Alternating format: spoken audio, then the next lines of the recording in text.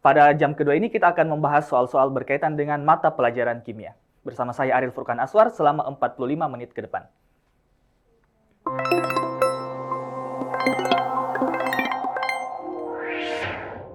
Baiklah, untuk saat ini kita akan membahas tentang beberapa contoh-contoh soal-soal kimia yang mungkin akan keluar di TKA yang akan berlangsung pada insya Allah pekan depan.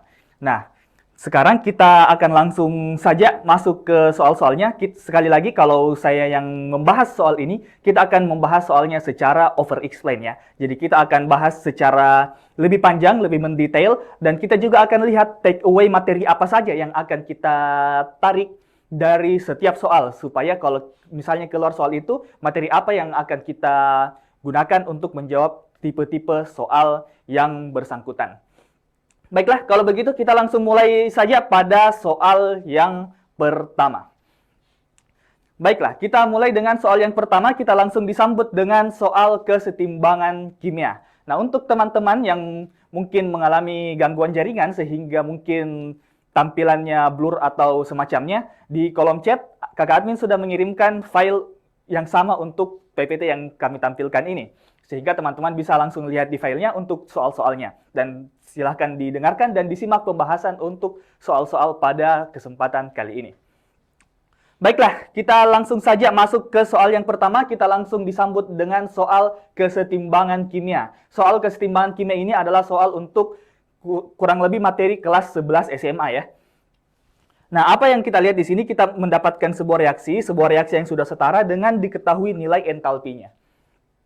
Nah, manakah di antara perlakuan-perlakuan berikut yang dapat meningkatkan konsentrasi Cl2?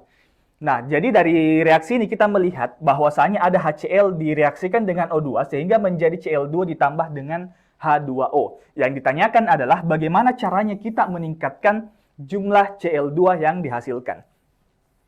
Nah, kalau kita ingin tahu take away materi atau materi apa yang kita butuhkan untuk mengerjakan tipikal soal nomor 1 ini, nah soal nomor 1 ini kita menggunakan materi yang pertama adalah materi kesetimbangan kimia.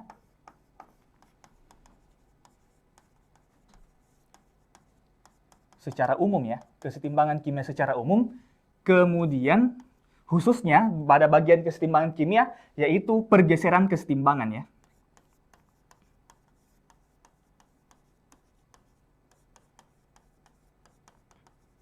Pergeseran kesetimbangan, atau kalau mungkin teman-teman pelajari dalam bentuk prinsip, prinsipnya namanya adalah atau asas ini.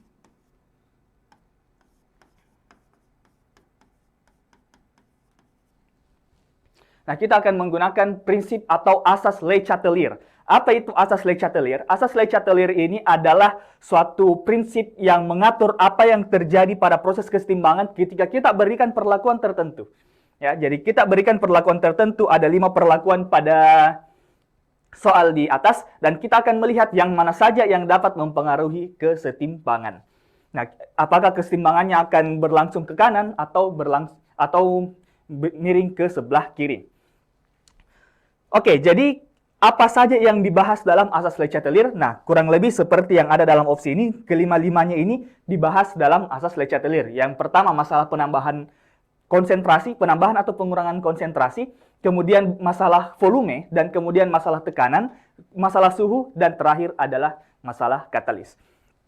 Nah, pertama-tama kita harus lihat dulu bagaimana itu reaksi kesetimbangan secara umum, atau bagaimana yang dimaksud dengan reaksi kesetimbangan kimia. Notice, dalam reaksi kesetimbangan itu panahnya bolak-balik.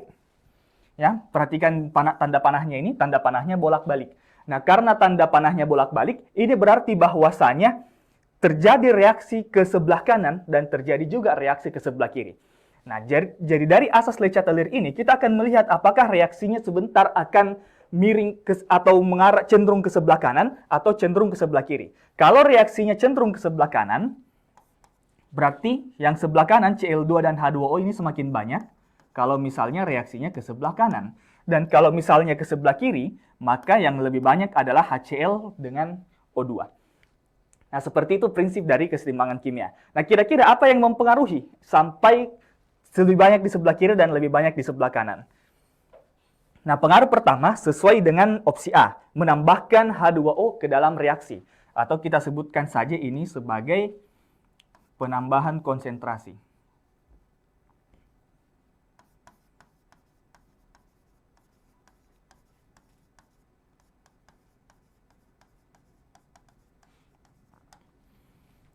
Nah, menambahkan konsentrasi zat pada zat-zat yang mengalami kesetimbangan itu akan menggeser kesetimbangan.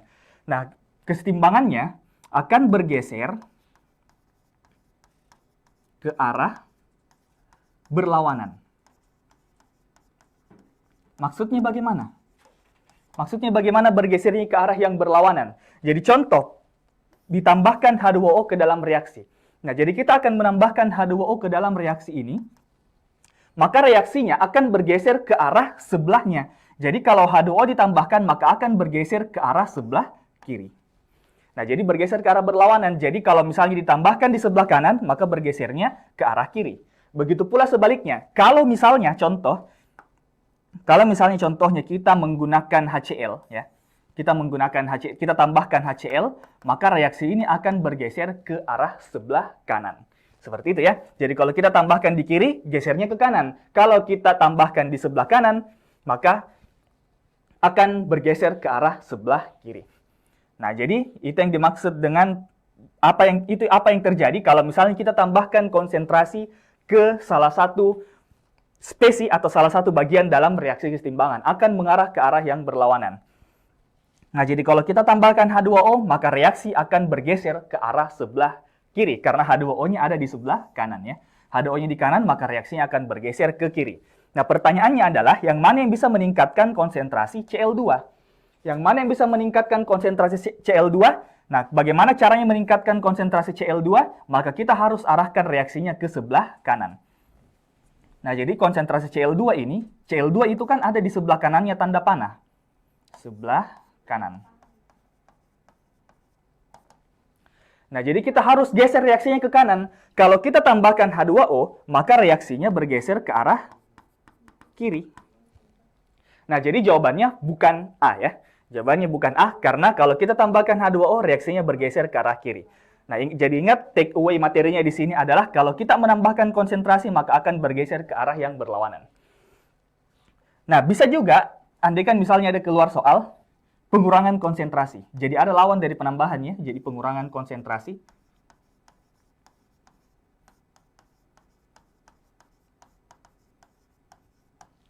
Maka bergeser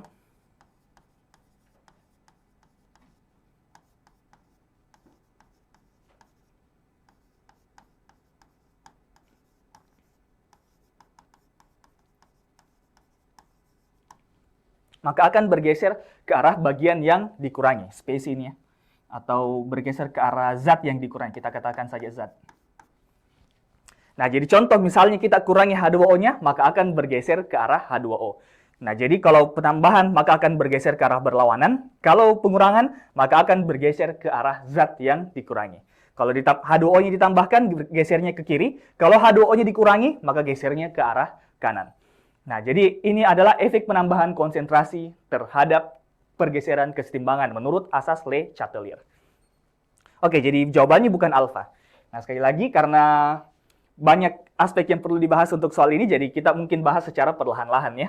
Kita tidak langsung bergeser ke soal-soal selanjutnya. Jadi ini untuk pergeseran kesetimbangan yang pertama, yaitu penambahan konsentrasi bergeser ke arah berlawanan, kalau pengurangan bergeser ke arah yang dikurangi. Kemudian, kita akan lihat pada opsi Bravo. Kita lihat pada opsi B. Pada opsi B, kita diminta untuk memperkecil wadah reaksi.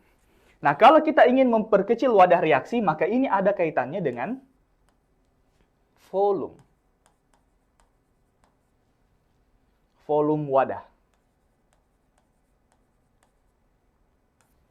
Nah, volume wadah, kalau misalnya zat-zat yang bereaksi semuanya adalah gas, maka itu akan berpengaruh terhadap kesetimbangan. Nah, pertama-tama kita harus juga ketahui bahwasanya volume dengan simbol V, simbolnya V, itu berbanding terbalik dengan tekanan. Nah, jadi volume itu berbanding terbalik dengan tekanan. P adalah tekanannya. Untuk teman-teman yang belajar kimia, P itu adalah tekanan. Nah, jadi volume itu berbanding terbalik dengan tekanan. Artinya, kalau volumenya bertambah, tekanannya berkurang. Kalau tekanannya bertambah, maka volumenya berkurang, dan sebagainya. Nah, jadi volume naik, tekanan turun. Volume turun, tekanan naik. Nah, itu dulu yang kita perlu ketahui. Nah, kita bisa bikinkan dalam bentuk tabel. Volume, tekanan, kesetimbangan. Kita tulis saja dalam bentuk garis 2 seperti itu. Seperti tanda panahnya. Nah, bagaimana dampaknya volume dan tekanan terhadap kesetimbangan? Jadi ingat tadi, volume dan tekanan itu berbanding terbalik. Jadi sekaligus kita bahas opsi B dengan opsi C. Kalau volumenya naik, maka tekanannya turun. Begitu pula sebaliknya. Kalau volumenya turun, maka tekanannya akan naik. Nah, apa yang terjadi kalau misalnya volumenya kita perbesar? Nah, kalau volumenya kita perbesar atau tekanannya semakin kecil, maka kesetimbangan ini akan mengarah ke yang koefisiennya.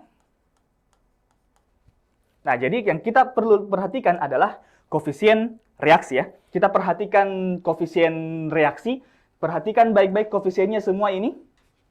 Ya, perhatikan baik-baik koefisiennya. Hanya kita jumlahkan koefisien yang gas saja. Ya, kita jumlahkan koefisien yang gas saja. Jadi kalau ada zat yang bukan gas, maka kita skip.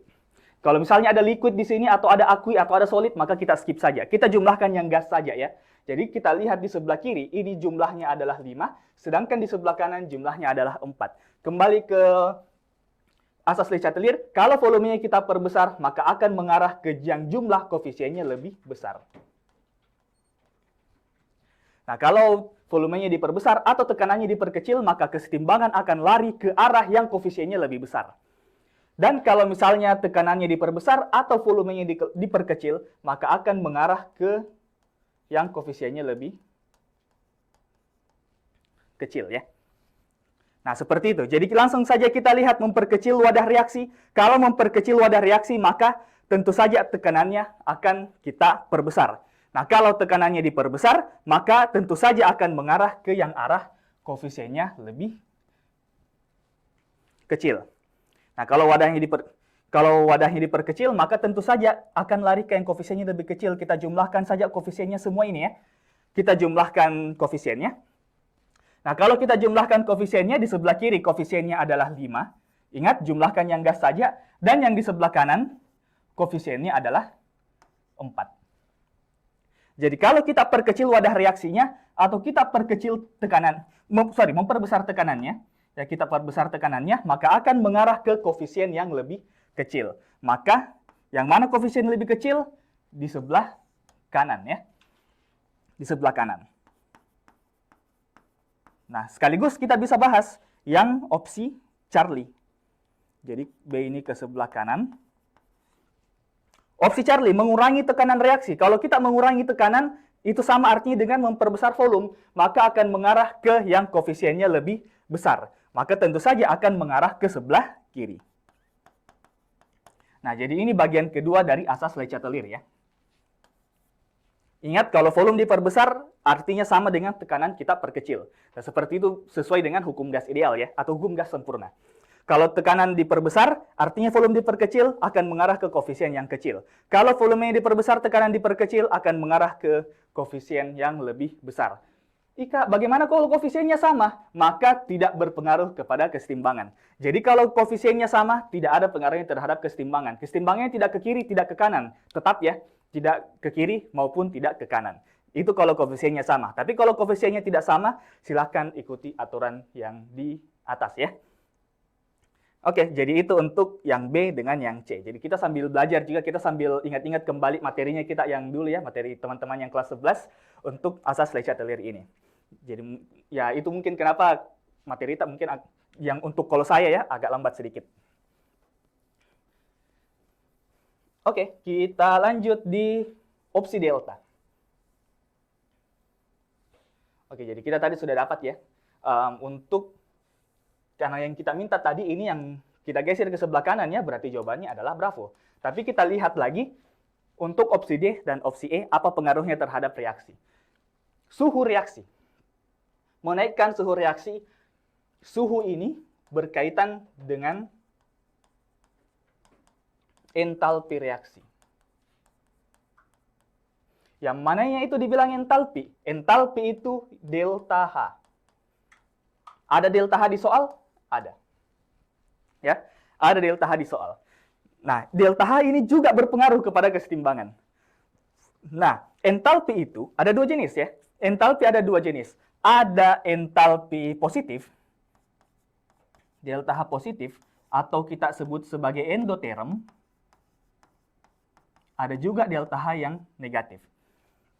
Oke, yang perlu teman-teman ingat, kalau reaksinya endoterm, endoterm itu artinya memerlukan panas.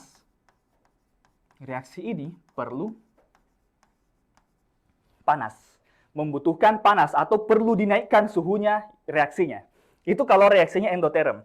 Jadi kalau reaksinya endoterm, reaksinya perlu panas. Artinya kalau suhunya naik, maka reaksi akan mengarah ke sebelah kanan. Dan kalau suhunya turun, artinya tambah dingin, maka reaksinya akan mengarah ke kiri. Nah, kalau delta H positif artinya perlu panas. Nah, kalau perlu panas berarti harus dipanasi supaya hasilnya ini semakin banyak terjadi. Reaksi itu butuh panas supaya terjadi ini semua produknya. Jadi, suhunya harus dinaikkan supaya yang kanan semakin banyak. Gitu kalau reaksinya endoterm. Ingat tadi ada dua ya, ada endoterm, ada eksoterm. Nah, jadi ingat endoterm itu butuh panas, jadi harus dipanasi supaya semakin banyak yang sebelah kanan. Itu kalau reaksinya bersifat endoterm. Itu endoterm adalah reaksi yang entalpinya positif. Entalpinya yang kita punya di reaksi ini negatif. Nah, kalau negatif, berarti reaksinya itu dinamakan sebagai reaksi eksoterm ya. Mungkin kita tulis di samping saja. Delta H negatif, ini namanya adalah eksoterm. Sesuai dengan reaksi yang kita punya, delta H-nya negatif. Kalau reaksinya eksoterm, eksoterm itu artinya melepaskan panas. Jadi dia membuang panas. Caranya untuk mudah mengingat, ingat saja kalau dia buang panas artinya dia tidak butuh panas. Dia tidak butuh panas sehingga kalau misalnya suhunya kita naikkan, maka ini akan mengarah ke sebelah kiri. Nah, perhatikan baik-baik yang di soal, delta H-nya negatif, kita naikkan suhunya, maka tentu saja akan mengarah ke sebelah kiri reaksi ya. Akan mengarah ke sebelah kiri, karena kalau eksoterm itu dia buang panas, dia tidak butuh panas. Kalau kita kasih panas, dia tambah tidak mau bereaksi. Nah, jadi reaksinya justru akan mengarah ke sebelah kiri. Itu cara mudah untuk mengingat, meskipun kesetimbangan sebenarnya tidak seperti itu secara kimia ya, tapi untuk mengingatnya, karena dia tidak butuh panas, dia buang panas, jadi kalau kita kasih panas, dia justru mengarah ke sebelah kiri. Dan sebaliknya, kalau suhunya kita turunkan, maka dia akan mengarah ke sebelah kanan. Nah, jadi ini perhatikan baik-baik delta H-nya, apakah delta H yang kita gunakan itu positif atau negatif. Nah, karena reaksinya ini negatif delta H-nya, maka kita gunakan reaksi eksoterm ya. Kalau reaksinya eksoterm, suhunya bertambah itu ke kiri, kalau suhunya dikurangi ke kanan. Nah, jadi opsi delta itu adalah ke kiri. Ingat tadi kita mau kasih ke kanan ya. Oke, kita lihat yang E, menambahkan katalis. Katalis tidak mempengaruhi kesetimbangan. Jadi kalau ada katalis, katalis itu tidak mempengaruhi kesetimbangan. Apa yang dipengaruhi oleh katalis? Yang dipengaruhi adalah laju reaksi atau kecepatan reaksi yang dipengaruhi ya. Jadi katalis tidak ada pengaruhnya terhadap kesetimbangan kimia. Jadi jawabannya adalah bravo. Tapi kita juga sekaligus belajar kembali tentang asas Le Chatelier ya. Kita sudah lihat bagaimana dampaknya kalau penambahan atau pengurangan konsentrasi. Kita juga sudah lihat bagaimana kalau kita ubah-ubah volume dan tekanannya. Kita juga sudah lihat bagaimana kalau suhunya kita ubah-ubah, apa hubungannya dengan entalpi. Dan kita tahu bahwasanya kalau katalis itu tidak ada pengaruhnya sama sekali. Untuk kesetimbangan, tapi kalau untuk laju reaksi ada hubungannya ya. Tapi karena topiknya tentang kesetimbangan, ya tidak berpengaruh. Nah, ini di atas dua materi yang mungkin teman-teman perlu pelajari kembali untuk lebih jelasnya yang berkaitan dengan soal nomor 1 atau pergeseran kesetimbangan kimia ya. Oke, itu untuk soal nomor 1. Kita langsung saja melangkah lagi ke soal yang nomor 2. Jadi nomor 1 tadi jawabannya adalah bravo ya. Oke, let's go to number 2. Wow, apa ini? Bagaimana caranya kita kerja soal yang seperti ini? Sebuah sampel air diuji rentang pH-nya menggunakan 4 jenis indikator, hasilnya seperti di tabel, ada tabelnya di samping. Berapa perkiraan rentang pH sampel yang tepat? Nah, apa materi yang kita perlu pelajari atau perlu kita ingat kembali untuk membahas soal atau untuk mempelajari kembali yang tipikal soal nomor 2? Yang pertama yang kita perlu pelajari adalah dasar-dasar asam basa. Apa itu asam, apa itu basa? Kemudian yang kedua adalah berkaitan dengan indikator.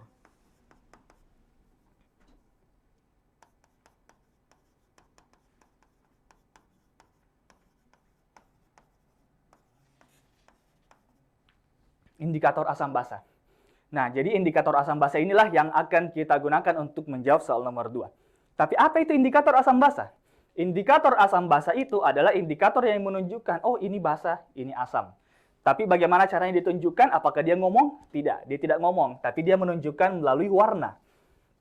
Nah, jadi indikator-indikator itu ada banyak macamnya. Ada indikator alami, ada juga indikator yang tidak alami atau indikator buatan. Ada yang namanya kertas lakmus kalau teman-teman pernah lihat. Kemudian ini indikator-indikator ini fenolftalen, metil merah, bromtimol biru dengan lakmus biru tadi ini adalah kertas lakmus. Tapi 3 indikator di atas ini mungkin teman-teman sudah pernah lihat sebelumnya kalau teman-teman pernah praktikum kimia. Oke, berapa pH untuk sampelnya kalau misalnya hasil analisisnya seperti itu? Nah, bagaimana caranya kerja kalau soalnya seperti ini? Cara kerjanya adalah kita akan buat dalam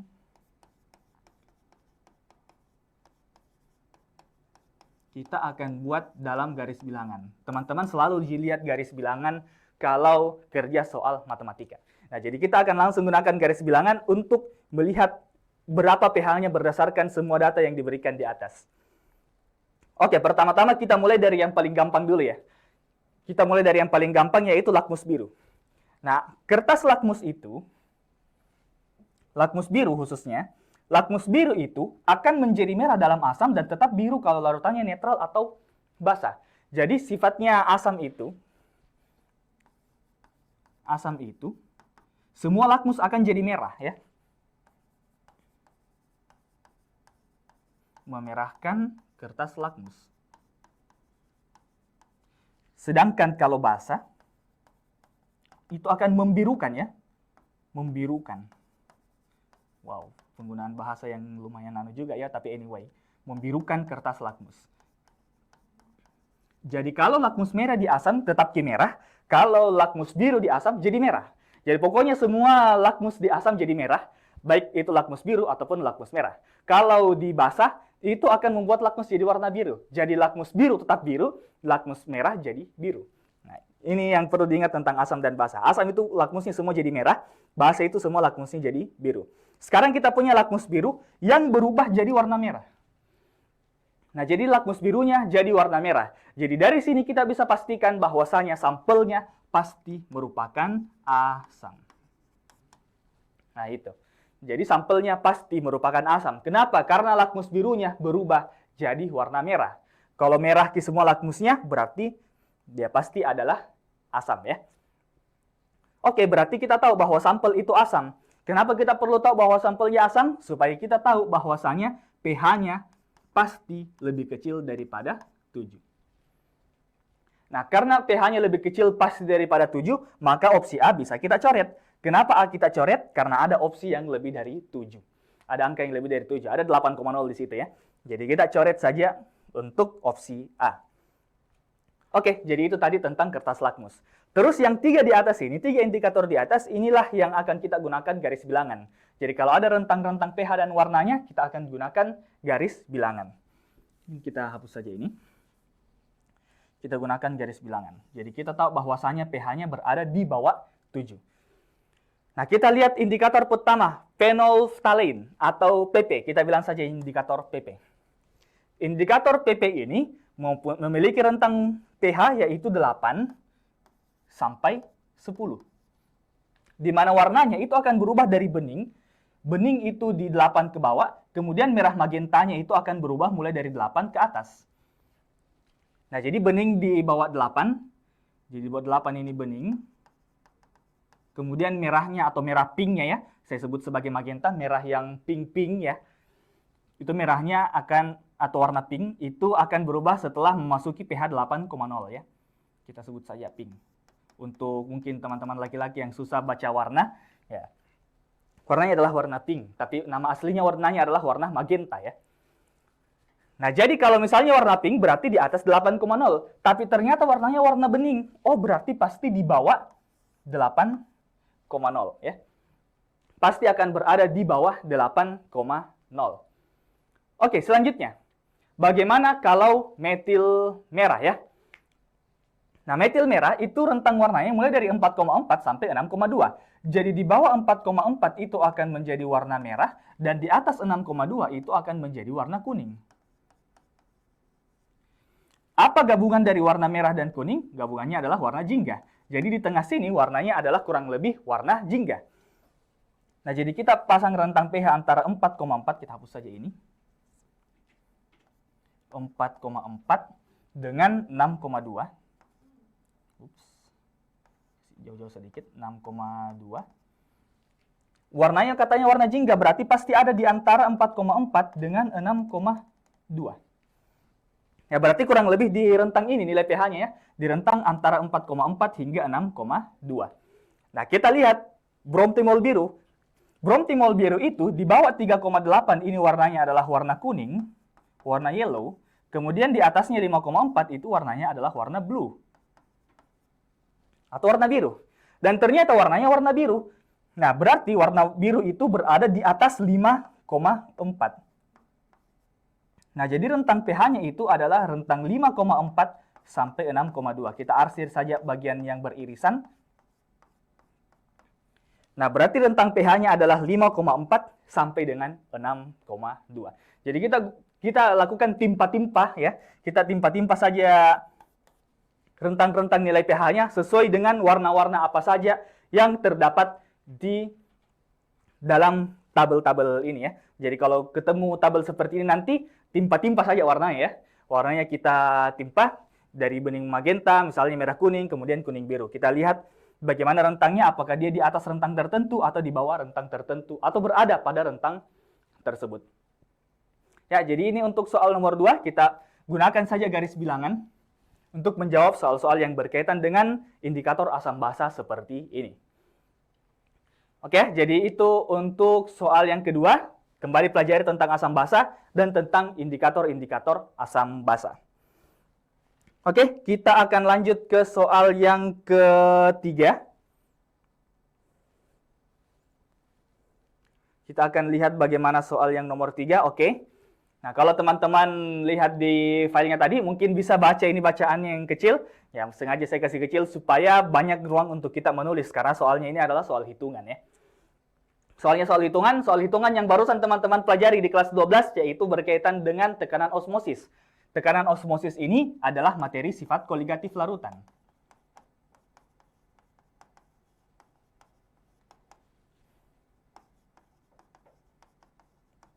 Sifat koligatif larutan khususnya untuk materi tekanan osmosis.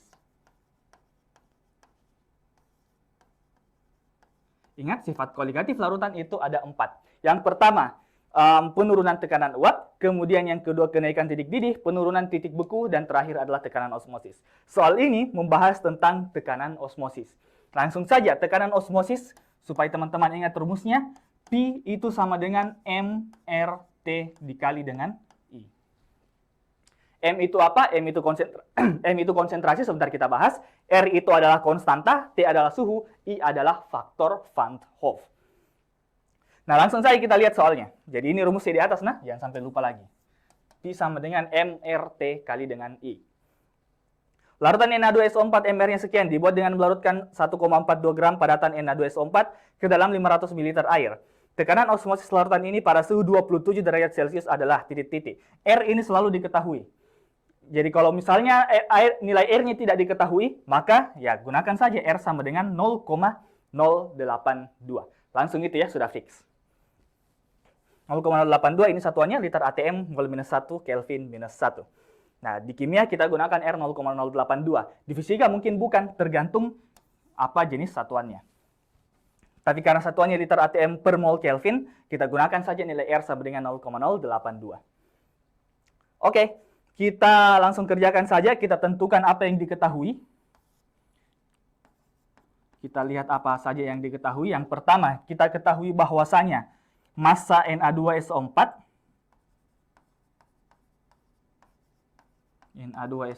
itu sama dengan 1,42 gram. MR-nya sudah ada. MR-nya itu sama dengan 142. Sudah diketahui di soal. Kemudian, volume air itu sama dengan 500 ml. Kemudian tekanan osmosis larutannya pada suhu atau T, suhu itu adalah T, 27 derajat Celcius. Tapi kita tidak bisa kerja kalau derajat Celcius. Kita harus ubah dulu menjadi satuan Kelvin ya. Kita harus ubah dulu jadi Kelvin, kita tambah 273 sama dengan 300 Kelvin. Nah, baru bisa kita kerjakan. R sudah diketahui. Nah, langsung saja kita gunakan rumus itu di atas. P sama dengan MRT dikali dengan I. P sama dengan MRT dikali dengan I. M-nya kita bisa gunakan rumus molaritas yang panjangnya. Jadi ada sebenarnya dua kubu orang yang menggunakan rumus molaritas. Ada yang menggunakan rumus yang lebih panjang, ada yang menggunakan rumus yang lebih singkat ya. Kita akan gunakan sebentar dua-duanya. Kita gunakan saja dulu rumus yang panjang. Saya hapus saja di atas ini. Jadi molaritas itu sama dengan ini, kalau teman-teman tidak mau pusing, tidak mau ribet mengingat mol-mol dan sebagainya, molaritas itu sama dengan gram zat dibagi dengan MR dikali dengan 1000 per volume pelarut. Langsung saja ini. Volume pelarut ini dalam mililiter. Nah, jadi gram per MR kali 1000 per volume pelarut. Jadi langsung saja kita kasih masuk gram per MR kali 1000 per volume pelarut. Kali dengan R, kita gunakan kali skalar saja, kali dengan R, kali dengan T, kali dengan I. Gramnya tadi kita punya massanya 1,42 gram. MR-nya adalah 142 gram per mol. Kita kali dengan 1000 per volume pelarut. Volume pelarutnya di sini tadi katanya adalah 500 ml. Kali dengan 500. T-nya adalah 300 Kelvin kali dengan, R-nya saya lupa, jadi 0,082 kali dengan T-nya 300, nah kali dengan I. Bagaimana caranya cari I? Bagaimana caranya kita cari I? Nah, I itu adalah faktor Van 't Hoff yang kita tentukan berdasarkan bagaimana model penguraiannya Na2SO4. Nah, jadi kita uraikan dulu Na2SO4 itu seperti apa, kemudian dari situ baru kita tentukan berapa nilai I-nya. Saya hapus saja ini. Jadi kita uraikan dulu Na2SO4. Na2SO4, SO4 itu akan menjadi 2Na+. Jadi teman-teman belajar lagi cara penguraian begini. Ditambah dengan SO4 2-. Nah gitu. Jadi 2Na+ ditambah dengan SO4 2-. Nah, bagaimana dengan I-nya? I itu sama dengan 1 ditambah dengan N kurang 1 dikali dengan alfa. Nah, kalau misalnya zatnya ini ada penguraiannya menjadi 2Na+ dengan SO4 2-, maka nilai N-nya ada. N-nya adalah 2 dari Na+, ditambah dengan 1 dari SO4 2-, 2 tambah 1 berarti 3. Jadi nilai N-nya sama dengan 3. Jadi langsung saja 1 ditambah dengan 3 kurang 1 dikali dengan alfanya berapa? Alfanya karena soalnya tidak bilang, tapi kita tahu bahwasanya Na2SO4 ini bisa terurai. Na2SO4 bisa terurai, nilai alfanya tidak disebutkan di soal, maka kita asumsikan saja nilai alfanya sama dengan 1. Untuk mempermudah kita menghitung. Kita anggap saja nilai alfanya sama dengan 1, kemudian kita tinggal teruskan, 1 ditambah 2 kali 1 yaitu 2, jadi nilai I-nya sama dengan 3. Oke. Jadi teman-teman mungkin kalau misalnya masih bingung di bagian penentuan nilai I, maka kembali pelajari tentang faktor Van 't Hoff ya. Faktor Van 't Hoff. Double F itu. Oke. Nah, jadi kita sudah dapat I-nya sama dengan 3 ya. Jadi I-nya tadi sama dengan 3. Nah, tinggal kita kerjakan hitungan ini. 1,42 dibagi dengan 142. Itu adalah 0,01. Kita kali dengan 1000 dibagi 500. 1000 dibagi 500 itu sama dengan 2. Kemudian kita kali dengan 0,082 dikali 300. Ini juga teman-teman perlu tahu kalau teman-teman mau fokus di TKA kimia. 0,082 kali 300 itu langsung 24,6 ya. Jadi kita langsung saja gunakan 24,6. 24,6 kita kalikan dengan 3. Oke, jadi tinggal kita kalikan saja semuanya langsung. 0,01 kali 2, 0,02. Kali 24,6 kali dengan 3. Nah, jadi kalau kita gunakan perkalian pecahan seperti ini, perkalian desimal, 0,02 dikali dengan 24,6, kali saja dulu, 2 dikali 24,6.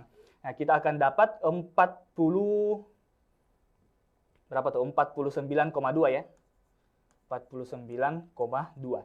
Tapi komanya kita langsung kasih mundur 2 kali karena kita kalikan dengan 0,02. Maka komanya kita mundurkan 2 kali sehingga kita dapat 0,492 gitu. Kali dengan 3, jangan lupa dikali lagi terakhir dengan 3. Nah, maka hasilnya pasti lebih dari 1. Kita langsung saja kali dengan singkat, jawabannya adalah E ya. Jawabannya adalah E. Kalau teman-teman mau kali silahkan langsung 492 dikali dengan 3. Nanti dapat hasilnya 1476. Nah, yang 1476 cuman ada di opsi E ya.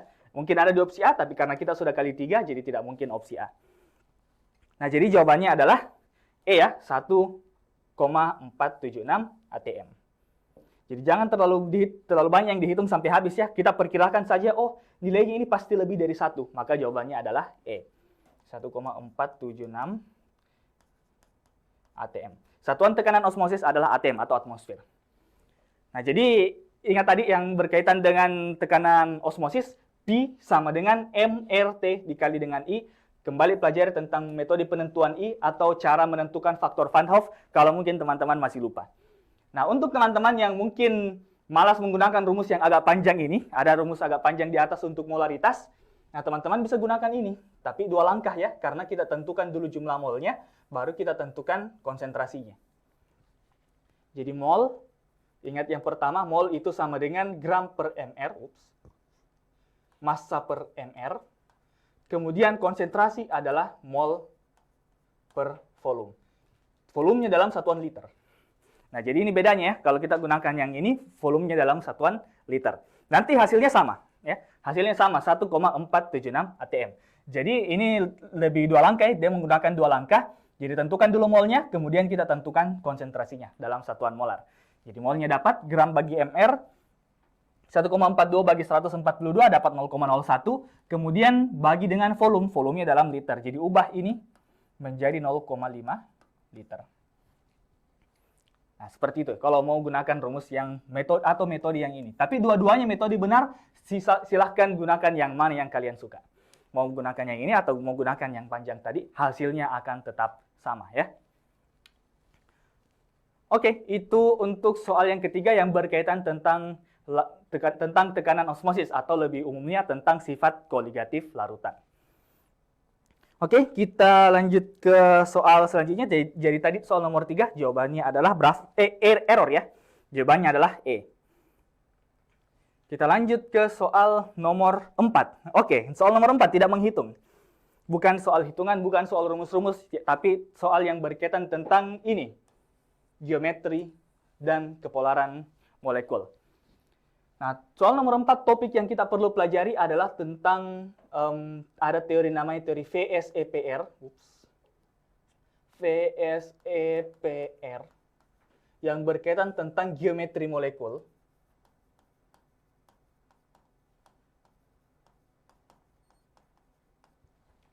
Kemudian kita juga membahas tentang kepolaran ya. Oke, jadi ini 2 materi yang menjadi pokoknya untuk soal yang nomor 4. Karena kita ingin tanyakan geometrinya dengan kepolarannya. Oh ya, ada juga di belakang hibridisasinya. Jadi kita tambahkan lagi satu di sini, hibridisasi. Hibridisasi. Nah, jadi kita akan bahas satu-satu ya, untuk soal yang nomor 4 ini.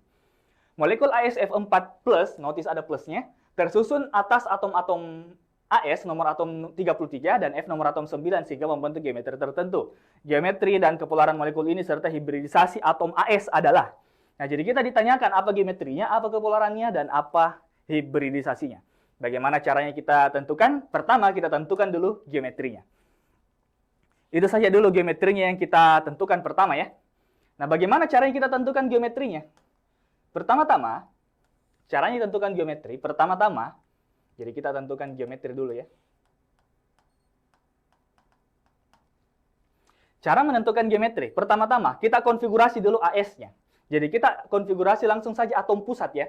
Kita fokus saja pada atom pusat dulu, AS-nya itu sebagai atom pusat. Jadi kita konfigurasi dulu AS dengan nomor atom 33, kita singkat saja. Jadi teman-teman perlu kembali belajar bagaimana cara mengkonfigurasi elektron dengan baik dan benar menggunakan metode Aufbau. AR 4S2 3D10, 4P3. Oke, jadi kita punya ini konfigurasi untuk AS. Setelah kita konfigurasikan AS, kita tentukan diagram Lewis-nya. Kita gambarkan diagram titik-titiknya ya. Jadi konfigurasi, pertama-tama konfigurasi, kemudian diagram Lewis. Nah, gambarkan diagram Lewis-nya. Bagaimana caranya? Kita lihat berapa elektron terluarnya. Elektron terluarnya ini adalah 5. Kak, kenapa bisa 5? Nah, kenapa bisa 5? Karena kita fokus saja pada kulit paling luar ya. Kulit paling luar adalah kulit nomor 4, yang paling tinggi nomor kulitnya. Paling tinggi nomor kulitnya adalah nomor 4. Jadi kita jumlahkan semua elektronnya. 2 tambah 3 sama dengan 5. 2 di 4S, kemudian 3 di 4P. 2 tambah 3 sama dengan 5. Jadi elektron terluarnya adalah 5, atau kita sebut elektron valensi. Elektron valensinya adalah 5. Oke, elektron valensinya 5, terus diapai? Kita langsung gambarkan AS. Kita gambarkan AS saja langsung seperti ini. Kita coba warna lain. AS. Oke, kita gambarkan AS di situ saja. Berikan 5 titik-titik ya. Berikan 5 titik yang menandakan elektron-elektronnya. Jadi satu di atas, satu di sini. Kita mulai dari atas saja ya. Sebenarnya bisa mulai dari mana saja. Bisa ya. Mau mulai dari kanan, dari kiri. It's up to you. Tapi kita mulai dari atas saja. Biar gampang. Atas. Kemudian kita putar searah jarum jam. Satu tadi tuh. Sudah satu. Satu lagi. 2. 3. 4. Kemudian 5. Jadi kita kembali ke atas ya. Nah, jadi kita lihat AS ini di atas ada elektron yang berpasangan ya. Ada elektron yang berpasangan. Nah, setelah kita gambar diagram Lewis-nya, kita tentukan yang berikatan ya, yang berikatan. Jadi kita ikatkan saja. Kita berikan ikatannya. Katanya di sini ada F yang masuk sebanyak 4 ya, karena molekulnya AsF4. Jadi kasih masuk 4F, masukkan 4F. Jadi kita masukkan F-nya di, misalnya satu di sini F, satu di sini, satu di sini, kemudian satu di sini.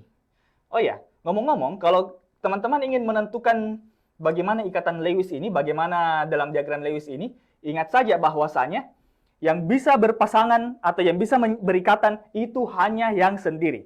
Nah, jadi ingat, untuk kalian anak-anak muda, yang bisa berpasangan itu hanya yang sendiri saja. Kalau sudah ada pasangannya, jangan cari pasangan lagi, jangan cari ikatan lagi. Tapi bagaimana caranya bisa masuk 4F? Nah, sudah berpasangan ini. Sudah berpasangan ini 2, bagaimana caranya masuk lagi 1F? Ya, kita putuskan hubungannya ya.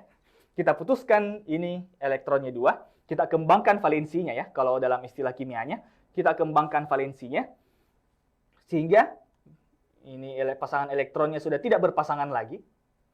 Kemudian kita masukkan 1F. Masukkan 1F misalnya di sini. Nah, terus satunya gimana? Tidak mungkin ada elektron yang melalang buana cuman sendirian dalam ikatan ya. Ini sulit terjadi. Jadi tidak ada elektron yang melalang buana sendirian ya. Nah, yang sendiri ini perhatikan baik-baik muatannya. Muatannya adalah muatan positif. Nah, karena muatannya adalah muatan plus, AsF4+, ingat bahwasanya muatan positif itu adalah melepas elektron. Sedangkan muatan negatif itu menerima elektron. Nah, jadi ini kita lepaskan. Nah, jadi lepas ini 1. Sehingga kita hapus saja kalau lepas. Kemudian karena dia lepas, maka kita berikan muatan positif. Nah, oke, jadi bentuknya kayak gini. Nah, kurang lebih ya, gambaran sketsanya seperti ini. Kemudian untuk tentukan geometrinya, maka kita gunakan tabel VSEPR. Nah, ini tabelnya ada panjang. Tabelnya agak panjang untuk tabel VSEPR ini. Jadi teman-teman bisa silakan pelajari kembali di rumah bagaimana tabel VSEPR ini. Ini lumayan panjang ya, ada banyak sekali. Tapi kita lihat dalam ASF4 ini, pasangan elektron ikatannya itu ada 4, pasangan elektron bebas itu ada 0. Jadi 4 ikatannya, 1, 2, 3, 4. Ada 4 ikatan, kemudian bebasnya 0. Yang mana dibilang elektron bebas? Pasangan elektron bebas itu misalnya kalau ada di sini berpasangan, 1 di luar, tidak ada ikatannya. Itu namanya pasangan elektron bebas. Tapi karena tidak ada, berarti pasangan elektron bebasnya adalah 0. Nah, jadi bentuk molekulnya adalah tetrahedral. Nah, jadi bentuk molekulnya adalah tetrahedral. Nah, jadi jawabannya adalah antara C atau D. Jadi alfa, bravo, dan error kita langsung coret saja. Karena kita sudah dapat bentuknya tetrahedral. Tapi apakah ini polar atau non-polar? Nah, ini yang menjadi pertanyaan, bagaimana caranya kita tentukan apakah senyawa itu termasuk non-polar atau polar berdasarkan geometrinya. Nah, jadi aspek kepolaran itu ada banyak, ada namanya momen dipol, tapi kita bisa lihat dari geometrinya. Nah, jadi ini tadi sebelum mungkin saya hapus beberapa. Jadi ingat tadi bagaimana cara menentukan ikatan ini. Yang pertama konfigurasi dulu, kemudian yang kedua tentukan diagram Lewisnya, bentuk ikatannya, kemudian tentukan geometrinya menggunakan tabel VSEPR. Ini panjang tabelnya, silakan teman-teman pelajari ya. Oke, kita langsung, saya hapus saja di sini. Yang gambar-gambar molekulnya aku hapus saja. Bagaimana caranya kita tentukan kepolaran dari geometri.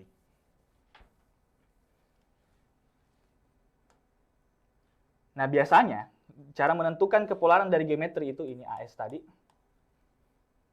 Kita bisa lihat langsung dari geometrinya bentuknya kayak bagaimana. Kalau misal dengan catatan bahwasanya semua atom-atom yang menggantikan ini sama ya, yaitu F semua. Kalau ada atom yang lain mungkin beda lagi aturannya, tapi kalau atomnya semua sama, maka kita bisa tentukan bagaimana kepolarannya.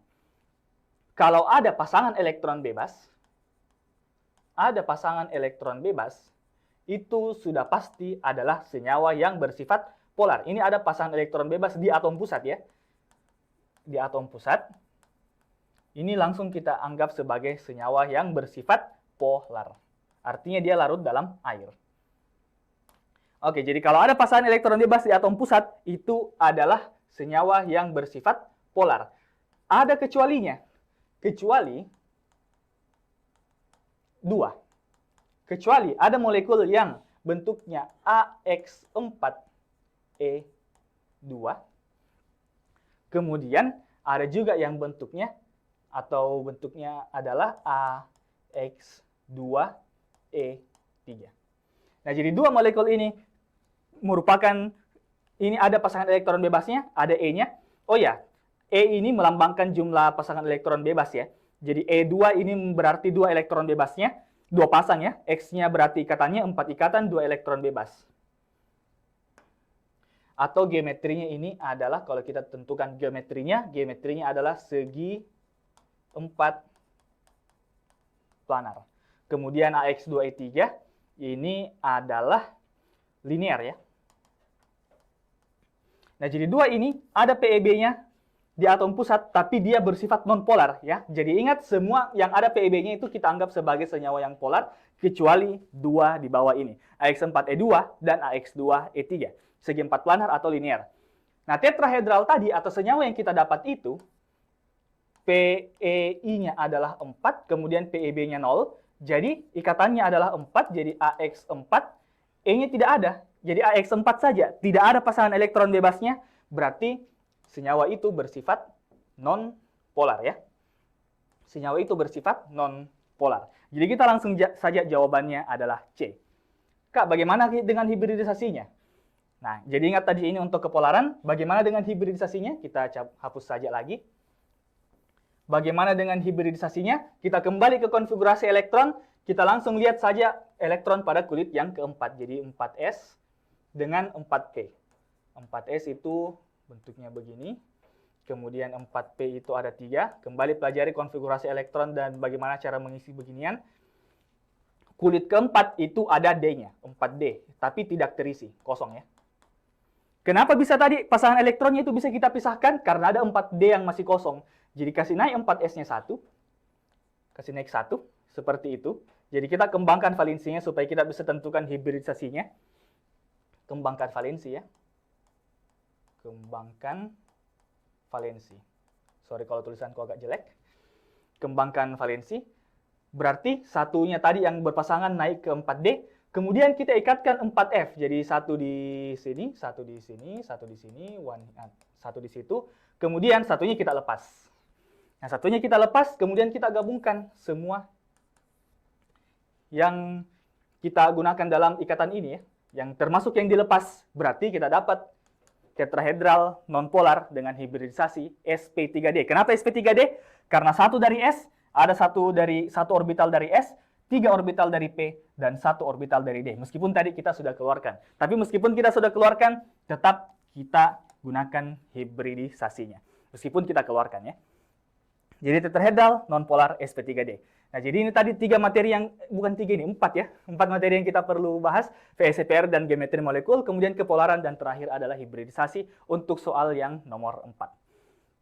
Oke, jadi itu tadi 4 soal yang kita bahas. Ada banyak materi yang kita ulas balik kembali, yaitu yang pertama, soal pertama tadi, berkaitan dengan reaksi kesetimbangan atau Le Chatelier, kemudian yang kedua berkaitan dengan garis bilangan atau berkaitan dengan indikator asam basa, yang ketiga berkaitan dengan tekanan osmosis, dan terakhir adalah berkaitan dengan ikatan kimia.